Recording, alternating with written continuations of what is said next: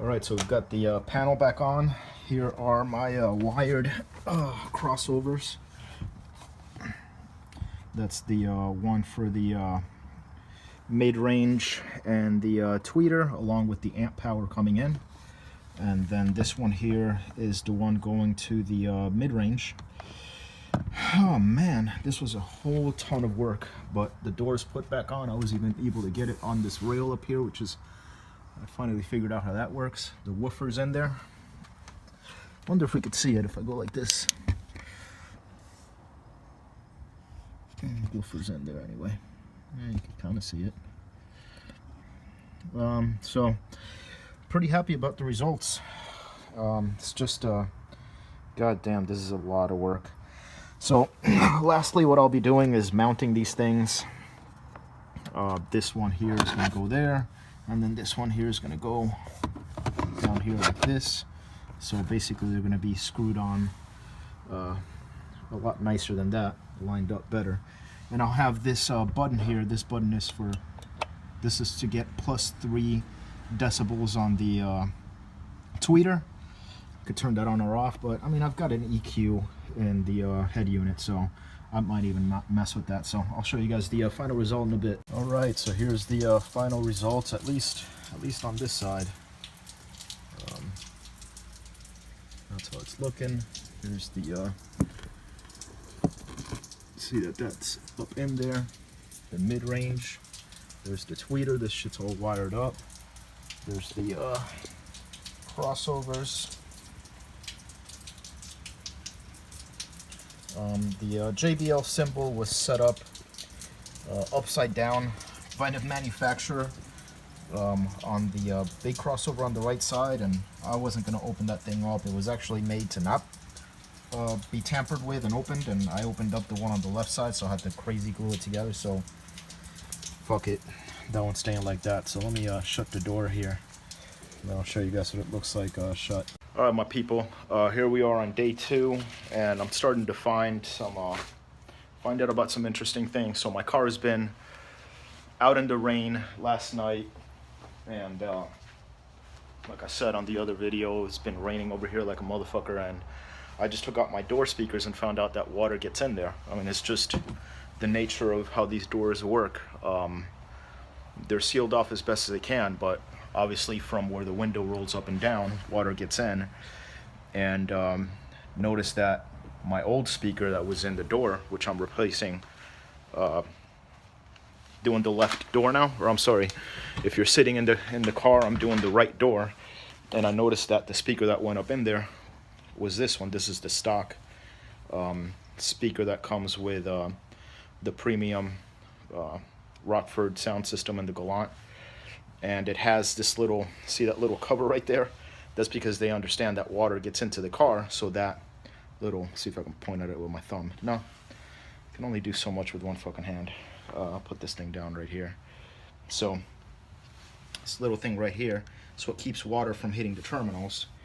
And when I took the speaker out, it was all moist right here, extremely damp.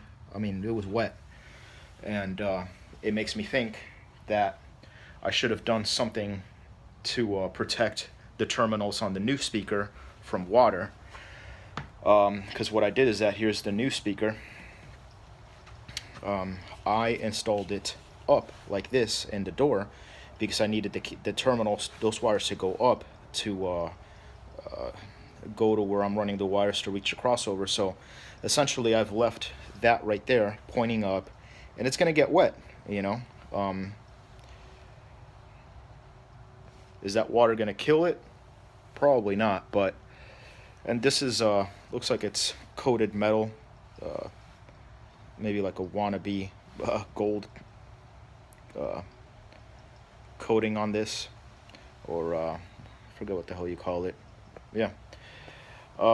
So it was a real pain in the ass to put on the other panel and put everything back. And I did do things to I mean, I did have waterproofing in mind when I did all of this. Like, for example, there was a I'll show you what I'm doing here with this, with the new door. And I'm taking a day off of work to finish this, and I keep saying this in every video, this is a shitload of work, more than I expected, but there's a time. So I was doing a video, and I don't know if you guys experience robocalls, but since I have my business and my numbers out there online, and I'm just starting out my business. Not starting out, I've been in it for a long time, but anyway, long story short, my fucking cell phone number is my business number, and I'm gonna be changing that to a Google number. But while it is now, I get these robocalls every fucking, literally I get 10 of them a day, so I don't pick up any fucking phone calls. It's horrible.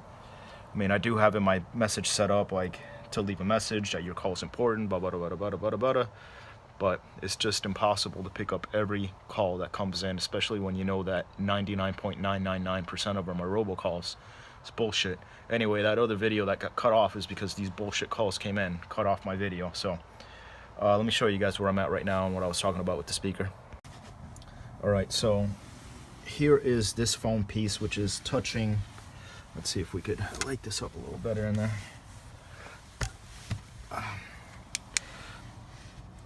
So there's that foam piece which is touching this back panel that I already put sound deadening on. What I've done is at the top, I don't know if you'll be able to see, but the top of that, I don't know if you can see that, it's got tape. I put some clear tape, plastic tape on top of it, and it stretches all the way to the back adhesive of that foam piece, because I'm already anticipating that water's going to be coming down there, and I just don't want it to get soaked up by that foam. So I added some, let's see if you can see it. Yeah, you can see it there, that plastic above it. Hopefully that plastic won't rattle, make much noise that I'll hear inside the cabin. I doubt it, but it's protecting that foam from getting waterlogged. Because in Florida here, it'll rain for fucking just days in a row, and I think that'll do it. And the speaker itself, I mean, I guess it's really just condensation. That why I noticed that other speaker being practically soaked. I don't think that there's water just pouring on it. It's just condensation. Eventually it keeps condensating until you know, the speaker's soaked. And these JBL speakers are tested for that, so I should be all right. Here is what I'm doing now. I just installed this adapter. It works pretty damn good, thank God, and I'm just tightening it here after I put in the I don't know if you can see it, but that's the sealant on the back of this thing. So we're coming along. Alright, so here I am at the toughest part of the install, which was maybe not too much, let me sit up here. Maybe not too much getting these wires down. Again, if you saw the other video, if you've been following this, these cables are from the tweeter on this pillar that's just kind of laying here before I, you know, mount it up here. Getting these wires down on this side wasn't so bad, and I already did the mid-range.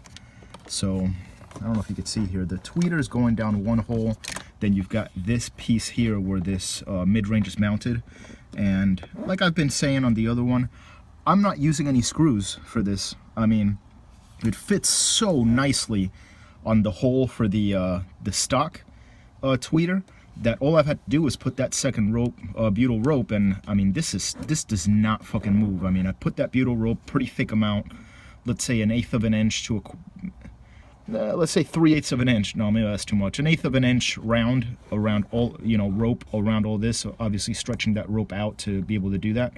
And when I press this down, I mean, I press this down with all my might, and I'm going around and pushing it down so it seals all around. And I mean, it's just fucking killer. It's not going anywhere. And anyway, if I wanted to drill holes, it would have been new holes, and maybe they wouldn't have matched up with this. And the bracket that this comes with, it's like it uses 2 holes.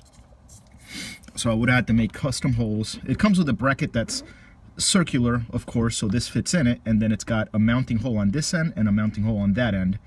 And it could be this end or that end. You know, the thing is that it goes diagonally, and in order for me to get it, I mean, from this point where I would have to mount one hole and then another hole here, maybe here's all right. I've got, what, from here to here, maybe a good 4 inches of clearance.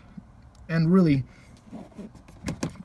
Not even with 4 inches of clearance am I going to be able to drill a hole, you know, or screw something in, let alone over here where I've got, I mean, here's my fingers going like that. There's an ultimate measuring device right there. Go like this, and literally 1.5 inches that I've got, so I can't drill. I can't drill here.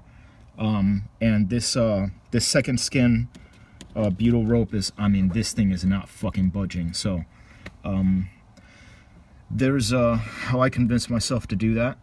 And all right, so I've got all these wires coming down. Man, let me just put this temporary grill on here because I don't want anything happening to this mid-range, that soft dome mid-range. I call it soft dome. I don't. It's not soft. It's a dome mid-range. And if anybody's researched these JBL speakers, the stadiums, they're they're the same ones as the Infinity Kappas, and the Infinity Kappas, that mid-range, which seems to be identical, just a different model number, a different brand name. It doesn't use a dome. It uses a cone, a 3-inch cone with a dust cap. So I'm sure it's the exact same speaker, only that this one's got a dome to make it look cooler, I guess. I think it's cooler. So shit, I keep going off topic, but all right. So long story short, cable for the tweeter, cables for the mid-range are already coming down, and they're coming down through here, through here, through here, through here, and that's these 2 cables you see right here. These 2. All these other cables, that's like the RCA going to the amp, and I need to run another set of RCAs. So god damn it, I've got so much to do. I mean, this is like, I'm going to interject what I'm saying again. This is a shit ton of fucking work, whoever wants to get into this. If you don't do this every day, I mean, doesn't mean you can't do a good job, but it's a ton of work. And what I'm trying to do now is, if we could peek in here, and I'm going to use this flashlight. What I'm trying to do is what I've explained in my other videos. I am trying to get all my wires to go through that back there. Anyway, that's basically so I can go through and go through that. So that's the